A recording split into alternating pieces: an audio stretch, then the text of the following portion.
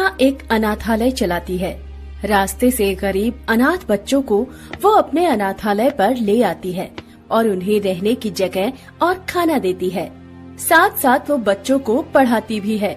इसीलिए सारे बच्चे रेखा से बहुत प्यार करते हैं। आप बहुत अच्छे हो। हमें रास्ते में खाना नहीं मिलता था, रहने की जगह भी नहीं थी, बारिश में भीगना पड़ता था। मुझे पता है बेटा, मैं तुम लोगों का दुख समझती हूँ, इसीलिए तो मैंने ये अनाथालय खोला है। लेकिन क्या रेखा मैम? कुछ नहीं बच्चे, कुछ नहीं, सब कुछ ठीक है। मैं कुछ भी करके तुम लोगों के लिए खाने पीने का बंदोबस्त करूंगी। रेखा ने अपने आंसू पोंछ लिए, लेकिन मन ही मन वो घबराई हुई थी। उसके अनाथालय में फंड की कमी थी, बस एक ही दिन का खाना बचा हुआ था। उसके बाद क्या होगा ये रेखा को भी नहीं पता था।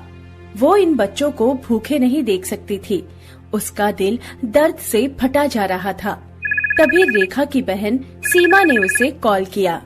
हाँ बोल, क्या बात है? तुझे पता है ना, एक हफ्ते में मेरी शादी है। हाँ पता है, लेकिन मुझे क्यों कॉल कर रही है? मैं सोच रही थी कि तेरे साथ साथ तेरे अनाथालय के बच्चों को भी बुला लूं। कल आ जा यहाँ, एक हफ्ते तक अनाथ बच्चों को खाना मिल जाएगा। सीमा ने फोन काट दिया। रेखा बहुत खुश हुई। एक हफ्ते तक मुफ्त में खाने का इंतजाम हो जाएगा और इन एक हफ्ते में रेखा फंड के लिए कुछ न कुछ इंतजाम तो कर ही लेगी। रेखा ने सारे बच्चों को तैयार होने के लिए कह दिया।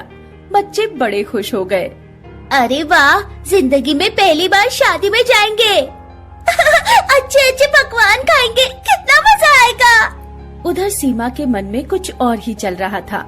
उसने ऐसे ही बच्चों को नहीं बुलाया था। उसके पीछे एक कारण था। सीमा का पति अमित बहुत शातिर था। उसने सीमा से कहा, अरे सीमा, शादी में बहुत खर्चे हैं। शादी में कितना कुछ काम होता है, उसके लिए अलग से लोग रखना पड़े तो मुश्किल हो जाएगा। आप चिंता क्यों कर रहे हो? मेरी अनाथालय वाली बहन है ना। अब देखिए मैं क्या करती हूँ, कैसे मुफ्त में काम करने वाले मजदूरों को यहाँ लाती हूँ। उसी के बाद सीमा ने रेखा को कॉल किया था। सीमा रेखा की खुद की बहन नहीं थी। सीमा के माता पिता रेखा को रास्ते से उठाकर लाए थे, लेकिन सीमा रेखा को पसंद नहीं करती थी। इसीलिए माता पिता के मरने के बाद ही उसने रेखा को घर से भगा दिया था। रेखा बेचारी रास्तों पर भटकती रही और वहीं पर वो कुछ अनाथ बच्चों से मिली। वहीं से उसे अनाथालय खोलने का आइडिया आया और आज वो अपने अनाथालय के बच्चों को लेकर सीमा की शादी में जा रही है। उसे भनक भी नहीं है कि उसके साथ क्या होने वाला है। रेखा बच्चों को लेकर सीमा के घर चली गई और सीमा से कहा, सीमा, मुझे नहीं पता था कि तू इन अनाथ बच्चों के लिए इतना सोचती है। वो तो सोचना ही पड़ेगा, तेरी तरह ये बच्चे भी अनाथ जो हैं। खैर, तुम सभी के लिए कमरे का इंतजाम कर रखा है मैंने, आओ मेरे साथ। सीमा बच्चों को लेकर शौचालय के पास वाले कमरे में चली गई। वहाँ शौचालय से बहुत ही ज्यादा दुर्गंध आ रही थी। रेखा ने कहा, यहाँ तो बाथरूम से दुर्गंध आ रही है, यहाँ हम कैसे रहेंगे? यहीं पर रहना होगा और कोई कमरा खाली नहीं है। बाकी के कमरे वीआईपी लोगों के लिए रखे गए हैं। अनाथ गरीब बच्चों के लिए तो ये कमरा काफी है। उन अनाथ बच्चों में से एक 5 साल की लड़की थी। उसका नाम था पूजा। पूजा ने कहा, रेखा मैम, कुछ ही दिनों की तो बात है, हम रह लेंगे। ये हुई ना बात। चलो बच्चों, मेरे साथ आओ। क्या हमें खाना मिलेगा? हाँ, खाना मिलेगा, लेकिन उससे पहले कुछ काम है तुम लोगों के लिए। सीमा बच्चों को लेकर दूसरे कमरे में गई और कहा, इस कमरे को जल्दी से साफ कर दो, शाम को कुछ गेस्ट आने वाले हैं, वो इसी कमरे में रहेंगे। लेकिन सीमा, बच्चियों से क्यों काम करवा रही है? अरे खाना मिलेगा इसके बाद, खाने के लिए थोड़ा बहुत काम तो करना ही होगा ना। खाने के बारे में सुनकर सारे बच्चे काम करने के लिए राजी हो गए। सीमा ने रेखा से कहा, रेखा तू चल मेरे साथ, तेरे लिए दूसरे काम है। अपनी बहन की शादी में इतना तो करेगी ना। रेखा कुछ नहीं बोल पाई। वो बच्चों को बढ़िया खाना खिलाने का वादा करके यहाँ लाई थी, इसीलिए वो भी सीमा के कहने पर काम करने लगी। शाम हो गई। शाम हो गई है, हम सुबह से काम कर रहे हैं, हमें किसी ने खाना नहीं दिया। हाँ पूजा दीदी, हम क्या सिर्फ काम ही करेंगे? रुक जाओ, मैं रेखा मैम से बात करती हूँ। पूजा रेखा के पास जाकर कहती है, रेखा मैम, हम बस काम ही कर रहे हैं, हमें खाना कब मिलेगा? मिलेगा पूजा, मैं सीमा से बात करती हूँ। पूजा सीमा के पास गई और खाने के बारे में पूछा। सीमा ने कहा, अरे हाँ, अब बच्चों को खाना देना था ना, मैं तो भूल ही गई। तो अब दे दे। अब कैसे दूं? सारा खाना तो हमने खा लिया। क्या बच्चों को भूखा रख के तुम लोगों ने खाना खा लिया? हाँ रेखा, मेरी शादी है, कितना कुछ चल रहा है दिमाग पे, मैं भूल गई। कल सुबह सभी को पक्का खाना मिलेगा। अब तुम लोग सो जाओ, मैं कुछ करती हूँ। शौचालय के पास वाले कमरे में सारे बच्चे सो गए। रेखा भी उन लोगों के साथ सो गई। तभी किसी ने शौचालय की तरफ जो खिड़की है, वहाँ से बच्चों पर सड़ा हुआ खाना फेंक दिया। अरे ये क्या, सड़ा हुआ खाना फेंक रहे हो? कौन है वहाँ? कौन है खिड़की के बाहर? रेखा दौड़ कर गई, लेकिन देखा कि उसकी बहन सीमा खड़ी हुई है और हंस रही है। क्या बात है सीमा, तूने हमारे ऊपर सड़ा हुआ खाना क्यों फेंका? तुम लोग भूखे थे ना, इसीलिए खाना दिया। कुछ गलत किया क्या? सीमा, तू इंसान है या जानवर? भूखे बच्चों पर कोई सड़ा हुआ खाना फेंकता है क्या? मुझे यहाँ आना ही नहीं चाहिए था। कल सुबह ही मैं बच्चों को लेकर यहाँ से चली जाऊंगी। हा, तू यहाँ से नहीं जा सकती रेखा, मैंने बाहर सिक्योरिटी गार्ड रख दिया है। कॉकरोच! अरे हमने तुमको देखा, तुमने हमको हा, तू यहाँ से नहीं जा सकती रेखा, मैंने बाहर सिक्योरिटी गार्ड रख दिया है।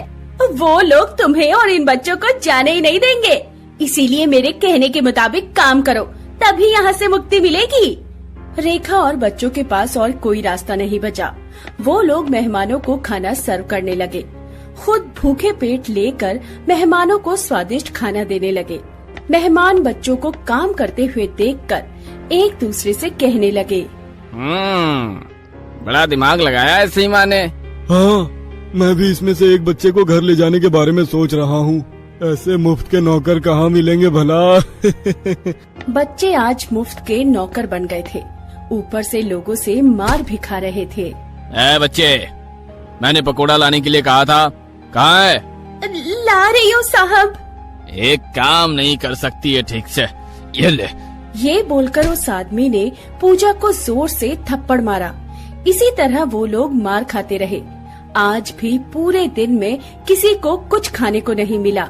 रेखा ने रोते हुए बच्चों से माफी मांगते हुए कहा, मुझे माफ कर दो बच्चों, मेरी वजह से आज तुम लोगों को ये सब करना पड़ रहा है।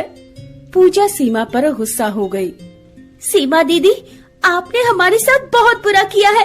मैं गरीब हूँ, मैं आपको श्राप देती हूँ, ये शादी कभी नहीं होगी, कभी नहीं।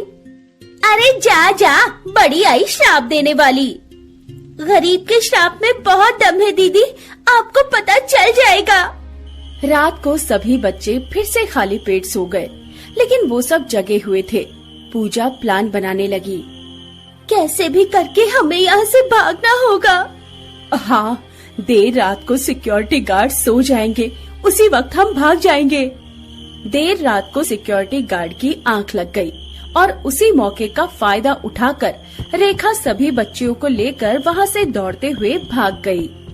जल्दी दौड़ो, जल्दी करो, हमें यहाँ से दूर जाना है। रेखा बच्चियों को लेकर सीधा पुलिस स्टेशन चली गई और सीमा के नाम पर चाइल्ड लेबर का केस कर दिया। सुबह पुलिस सीमा को अरेस्ट करने आई तो सीमा ने कहा, अच्छा, तो उस चुड़ैल ने केस किया है मेरे खिलाफ। तुम लोग मेरे होने वाले पति को जानते नहीं हो, मैं अभी उन्हें बुलाती हूँ। सीमा ने उसके पति को कॉल करके बुलाया। अमित जल्दी वहाँ पहुँचने के लिए तेज रफ्तार से गाड़ी चलाने लगा और उसका एक्सीडेंट हो गया। एक्सीडेंट की वजह से उसकी मौत हो गई। पुलिस ने सीमा को गिरफ्तार कर लिया। सीमा को समझ में आ गया कि उसे गरीब का श्राप लग गया। पुलिस ने रेखा से सब कुछ सुनकर पुलिस फंड से रेखा के अनाथालय को फंड करने का बंदोबस्त किया और रेखा को अनाथालय चलाने के लिए पैसे मिल गए। उसने सारे बच्चों के लिए बहुत सारा खाना बनाया और सभी को खिलाया।